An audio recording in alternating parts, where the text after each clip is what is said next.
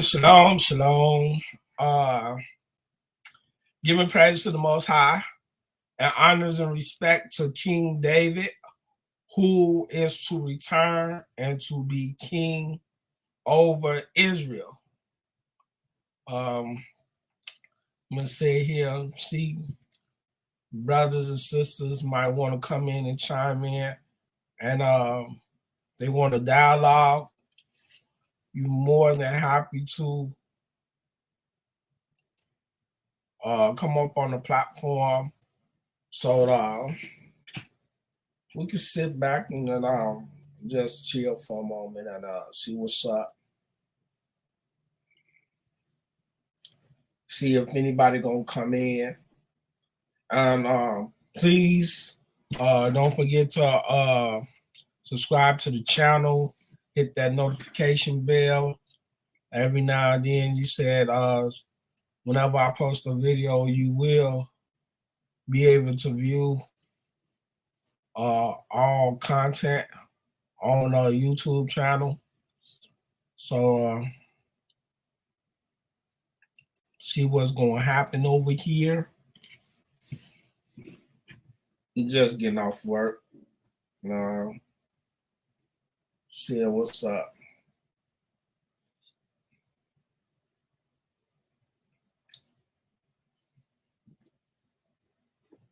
Well, normally I just get down to the information, but I would like to chime in and dialogue with some brothers and sisters. Chime in, let me know what you think about the video, about the title. You can express your viewpoint, what you think about anti-Semitism. How do you feel about it? Because right now we looking at the things is that it's the other way around and so forth.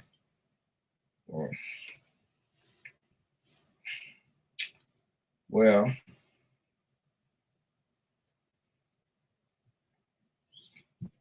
feel free to go look up on my other videos, Resurrection, The Remnant, RTR Scattered Abroad, and We Do Israel. These are my other platforms. I have the same content that I do on here through my other channels. You can look me up on Facebook, Instagram, and so forth. Well, see, ain't nobody chiming in. Let's go ahead and go through with the content. And hey, let's just do this video. The purpose for this video is that we going around listening to these fake Ashkenaz speak against about the Hebrew Israelite, talking about anti-Semitism. And it's funny how you can sit up here and claim that people are anti-Semitic when you're not even Semitic. So the whole thing, I want to go through the line from Ham, Shem, and Japheth to understand who are the people of God. Now, first, I want to play this video that I found up on YouTube, discussion with Black Lives Movement and Black Anti-Semitism. And let's just check this out. And Hannah Black. Bios are in the programs. Welcome. Thank you for being here. It's very exciting for me. I shouldn't do this. Laugh with you. Ben, thank you for your talk. That was very interesting. I was wondering whether comparisons between the Holocaust and the Black experience were less controversial, although closer in time to the events when Baldwin was writing, and if so, why or how that's changed. Let's If you have any see. idea. Yeah. You know, it's quite interesting because the short answer is yes, it changes in every context, right? Over time and place, the sort of frames of comparison and the reactions to comparisons change precisely, and that's part of what I was trying to show, right? Is that even from 1962 to 1967 to 1970, right, in the context of his own evolving relationship to the civil rights movement. His own comparisons changed, right? His own methods of comparing changed. So comparison takes place in an actuality, right? It's not just about memory. It's about now too. It takes place in the now for a certain reason. So that is in a nutshell, I would say. In terms of specific reactions, you know, to Baldwin's comparisons, it's interesting because before the war, in 1936, W.E.B. Du Bois spent about 4 months in Nazi Germany, and he wrote a number of columns for the Pittsburgh Courier while he was there, you know, denouncing the anti-Semitism, right, trying to kind of analyze the Nazi anti-Semitism. And when he came back, a German newspaper had reported, a German-American newspaper, you know, reported that Du Bois doesn't think that the situation of Blacks in the South and Jews are comparable at all. And after this was published in the German-American newspaper, the head of the AJC, the American Jewish Committee, wrote Du Bois a frantic letter, right, saying, did you really say this? What do you mean they're not comparable, right? And so we see that in that moment, he was desperately wanting the comparison, right? The precise opposite of what has become in a post-war moment, you know, a rejection of comparison, right? So that in the moment of fear and desperation, right, in a moment of actual politics, the comparison was going to have meaning for the American Jewish community, was going to communicate something to American audiences. And so that's just to point out, like, yeah, absolutely, right, is that in just every moment here, we see how the context of comparison, who is making comparisons, to what end, right, all shapes how they are received. Because ultimately, comparison is a very basic and banal kind of practice, right? I mean, it's just, we do it every day in small ways in our life, right? I mean, it's not, there's nothing really controversial. It's those contexts that I think charge it. Hannah, did you do you have a story about comparing sort of Jewish and Black trauma, or like just any like, I sort mean, of like in general? I think well, I mean, I was going to say oh no, yeah, I'm not doing that. Okay, whatever. But like well, let's go through with video. I was trying to share a video that I can't pull up. But check this out, right? How can us as melanated people be considered anti-Semitic when we are Semitic ourselves? How can you say that you anti-Semitic when you come from the line of Shem? It's impossible. Now, these people that claim to be Jews are not Jews. Especially when we go into the, we're going to read from Noah's descendants, from Ham, Shem, and Japheth. And they're going to tell you where each tribe come from each line of Ham, Shem, and Japheth. And you will know who is Shemitic.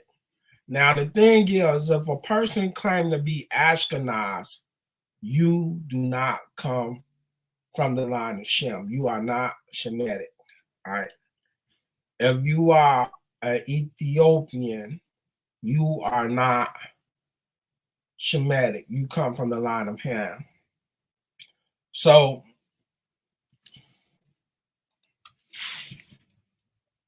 I'm gonna go into the word.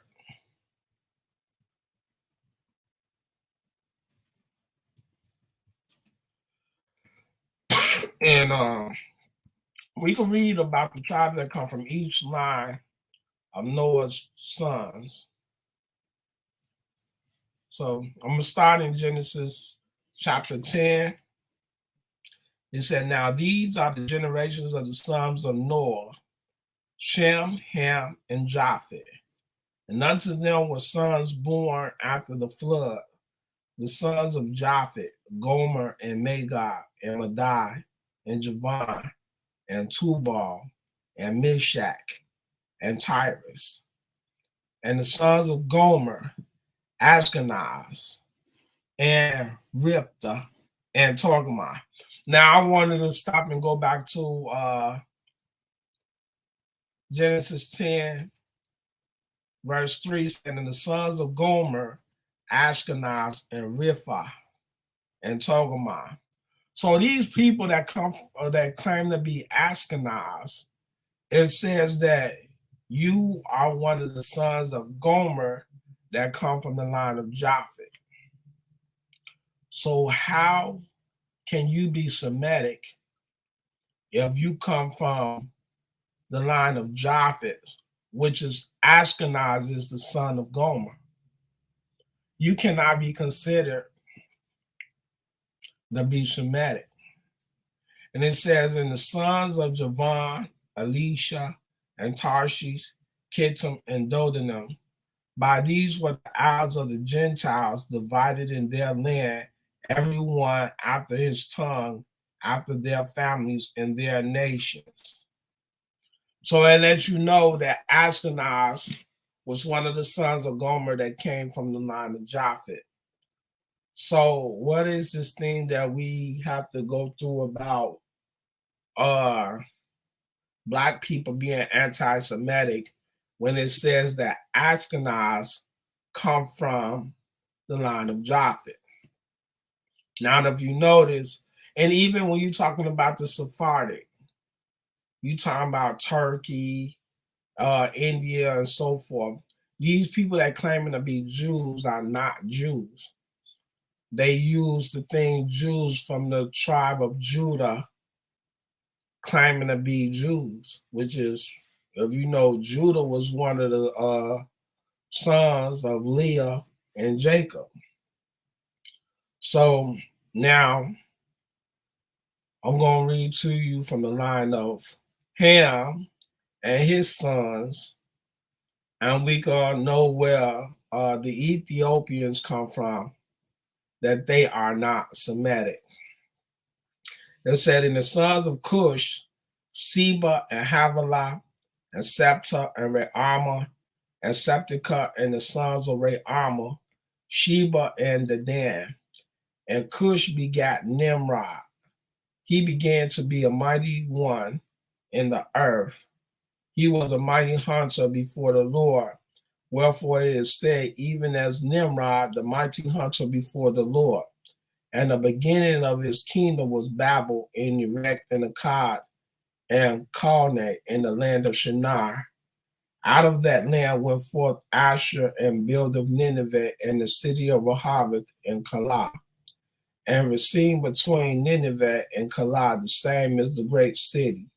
And Mizraim begat Ludim, and Anamim, and Lahabim, Naphtuhim, Pathrusim, and Casluhim, out of whom came the Philistines and Captarim. And Canaan begat Sidon, his firstborn, and Heth, and the Jebusites, and the Amorites, and the Girgasites, and the Hivites, and the Archites, and the Sinites, and the Arvadites, and the Zemarites, and the Hamathites. And afterwards were the families of the Canaanites spread abroad. And the border of the Canaanites was from Sidon, as thou comest to Gerar unto Gaza, as thou goest unto Sodom and Gomorrah, and Admah and Zeboim, even unto Laasha. These are the sons of Ham after their families, after their tongues, in their countries, and in their nations. So we see that, well, you talking about the Ethiopians come from the line of Ham. And so Ethiopians cannot be considered to be Jews or come from the line of Shem if you are coming from the line of Ham. So with Ashkenaz, his father is Gomer, but he comes from the line of Japhet. And with the Ethiopians come from the line of Ham. So now I'm gonna go into we're gonna go to Shem's descendants. And these are the tribes that come from the line of Shem, which are the tribes that come from Shem that are considered to be Semetic. It says, unto Shem also the father of the children of Eber, the brother of Jephthah the elder, even to him were children born. The children of Shem, Elam and Asher, and Arphaxad and Lud and Aram. And the children of Aram, Uz and Hol, and Gather and Mash. And Arphaxad begat Salah, and Salah begat Eber. And unto Eber were born two sons. The name of one was Peleg, for in his days was the earth divided, and his brother's name was Joktan. And Joktan begat Almadad and Shelef, and Hazarmaveh, and Jerah, and Hadaram, and Uzal, and Diklah, and Obal, and Abimael, and Sheba, and Ophir, and Havilah, and Obal. All these were the sons of Joktan, and their dwellings was from Mesha, as thou goest unto Sephar, a mount of the east. These are the sons of Shem, after their families, after their tongues, and their land, after their nation. So it tells you right here that Arphaxad had 5 sons, which was Elam, Asher, Arphaxad, and Lud, and Aram. And it tells you everyone from down from Shem's line are considered to be Semitic. Ashkenaz cannot be considered to be Semitic because they do not come from the line of Shem. Now, I want to go into Genesis. Let's do Genesis 11.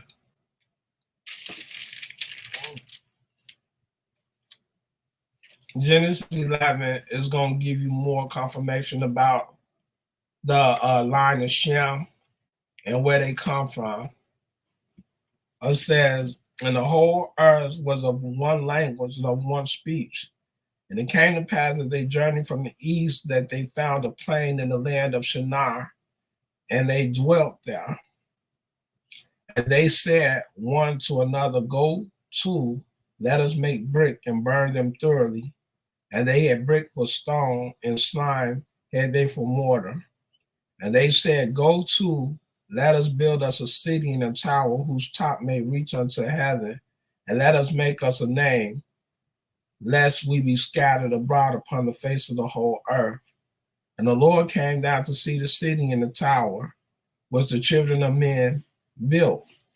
And the Lord said, behold, the people is one, and they have all one language.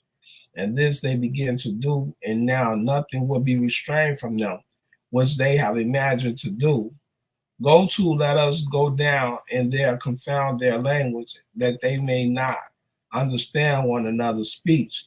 So the Lord scattered them abroad from thence upon the face of all the earth, and they left off to build the city. Therefore the name of it called Babel, because the Lord did there confound the language of all the earth, and from thence did the Lord scatter them abroad upon the face of all the earth. Now, in Genesis 10, it says, these are the generations of Shem. Shem was 100 years old and begat Arphaxad 2 years after the flood. And Shem lived after he begat Arphaxad 500 years and begat sons and daughters. And Arphaxad lived 530 years and begat Salah. And Arphaxad lived after he begat Salah 403 years and begat sons and daughters. And Salah lived 30 years and begat Eber. And Salah lived after he begat Eber 403 years and begat sons and daughters. And Eber lived 430 years and begat Peleg. And Eber lived after he begat Peleg 430 years and begat sons and daughters. And Peleg lived 30 years and begat Reu. And Peleg lived after he begat Reu 209 years and begat sons and daughters. And Reu lived 230 years and begat Serug. And Reu lived after he begat Serug 207 years and begat sons and daughters. And Serug lived 30 years and begat Nahor. And Serug lived after he begat Nahor 200 years and begat sons and daughters. And Nahor lived 29 years and begat Terah. Now, this is where you come in from the Terah, who is the father of Abraham, coming from the line of Shem. And it says, and Nahor lived after he begat Terah 119 years and begat sons and daughter. And Terah lived 70 years and begat Abram, Nahor, and Haran. Now these are the generations of Terah, begat Abram, Nahor, and Haran begat Lot. And Haran died before his father Terah in the land of his nativity in Ur of the Chaldees. And Abram and Nahor took them wives. The name of Abram wife was Sarai, and the name of Nahor wife Milcah, the daughter of Haran, the father of Milcah, and the father of Iscah. So Terah is the son of Nahor, where she begat Abram, whose name was changed to Abraham. So, with that being said, how can Ashkenaz be considered Semitic? In Genesis 10, Ashkenaz's father is Gomer, who comes from the line of Japhet. So, how is this thing that we concluding that these people that come from the line of Ashkenaz are saying that they are Jews and they are Semitic? And if you read in Genesis 10, Ashkenaz is the son of Gomer, who comes from the line of Japhet.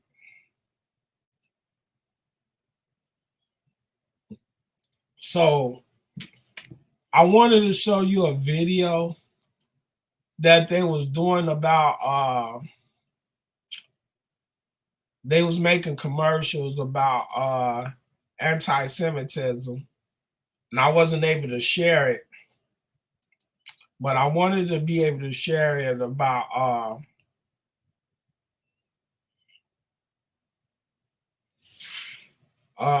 these people claiming that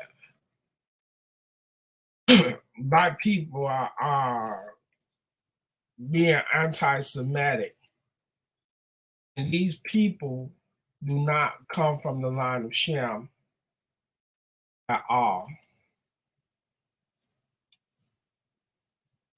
So that's my thing is,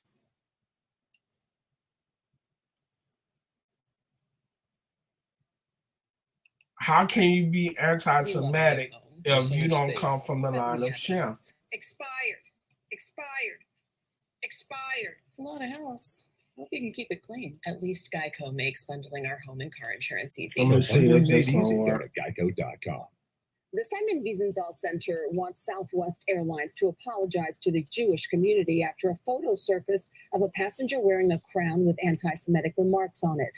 The flight was reportedly December 6th. The photo shows someone wearing a Burger King crown with the statement, "Yay is right," referring to the name rapper Kanye West now uses, and the phrase white power. The Wiesenthal Center said Southwest should reassure flyers it won't tolerate bigotry by passengers. We reached out to Southwest Airlines and have not heard back.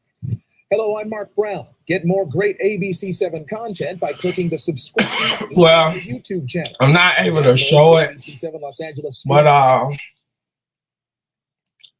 if you go up into Genesis 10 and Genesis 11, you can read through the sons of Noah, and it tell you every family that came from each son.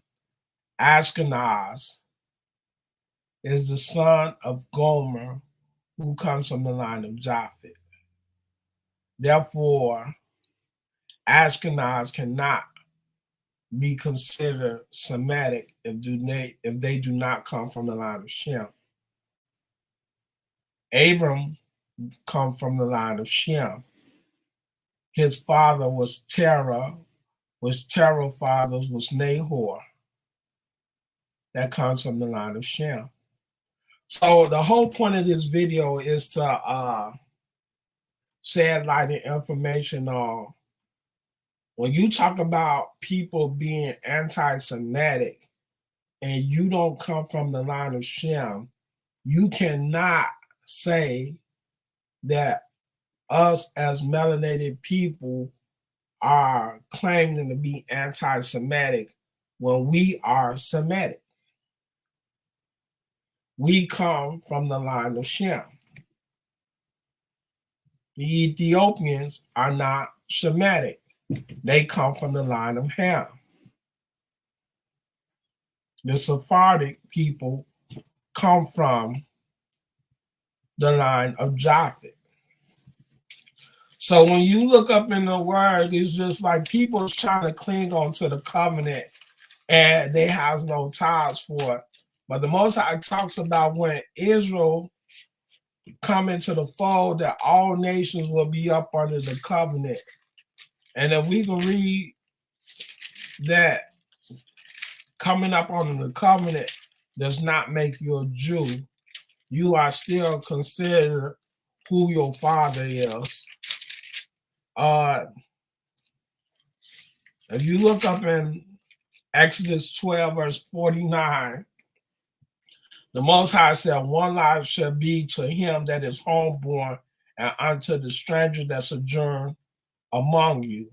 So just like us being in America, we are up under the American rulership, that we are following the, people say follow the law of the land. We are being governed according to the laws of America. These people are not under the covenant which Moses gave to Israel when they was up in Mount Sinai in Exodus 24. They do not follow the covenant of the Creator, which the laws is given from Exodus, the 20th chapter, throughout the book of Exodus, Leviticus, Numbers, and Deuteronomy. Ashkenaz do not follow the covenant. Leviticus 24 and 22. Sorry about that. Leviticus 24 and 22, ye shall have one manner of law as well for the stranger as for one of your own country, for I am the Lord your God. So no matter who come in up under the covenant, you are still considered a stranger. You are not considered Israel.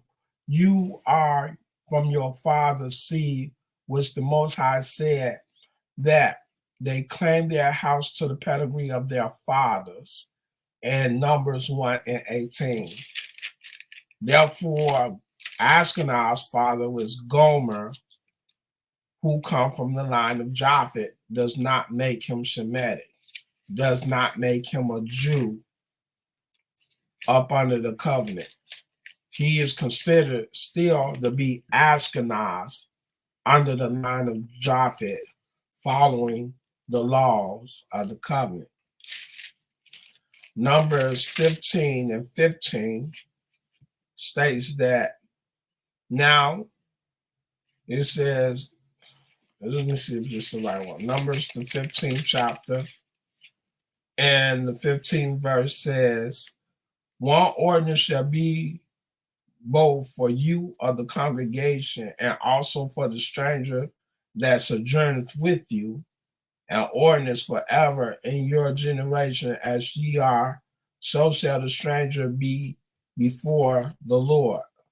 So still, just because you are under the covenant of the Creator does not make you a Jew, that you do not come from the tribe of Judah.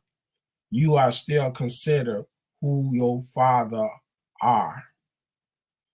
So I would like to conclude this video, and it was just giving basic information on what is anti-Semitism. And I'll be doing a video next time talking about how masonry took from King Solomon, talking about the pillars, the pomegranates, the lilies, all these things which Solomon built in his temple, to know how masonry took from King Solomon building temple in 1 Kings, the 7th chapter. So tune in on my next video, and hey, just kick it with me. So I'm gonna bail out. I thank for brothers and sisters that did come and chime in and watch the video.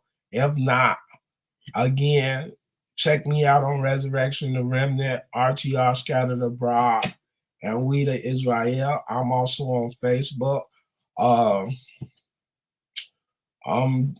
Like I said, my next video I'll be doing is talking about how masonry took from King Solomon building the temple in 1 Kings, the 7th chapter.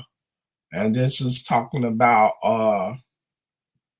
the pillars, what masonry used, the password of what talks about Joktan and Boaz, Tubal Cain. I'll be showing you pictures of what Solomon built and what is also used in masonry. So check that video out. I'll be doing that sometime soon. So I'll be talking to you again. Shalom, giving praise to the Most High God. And let it be known that David will be our future king in the time that he will return. So giving praise to the Most High and honor and respect to King David. Shalom.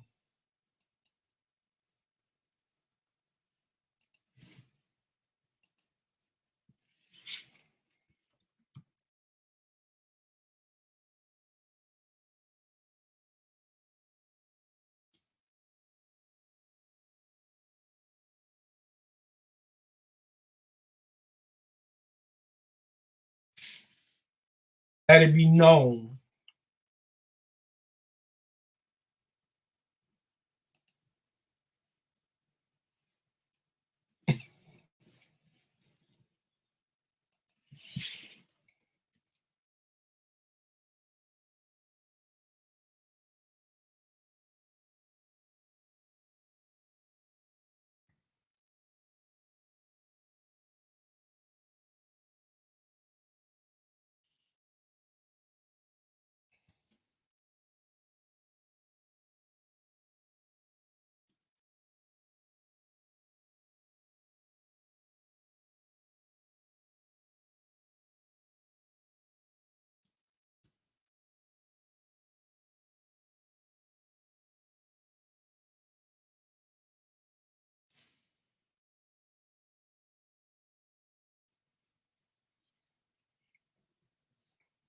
This is what you'll be seeing a lot on my YouTube channel.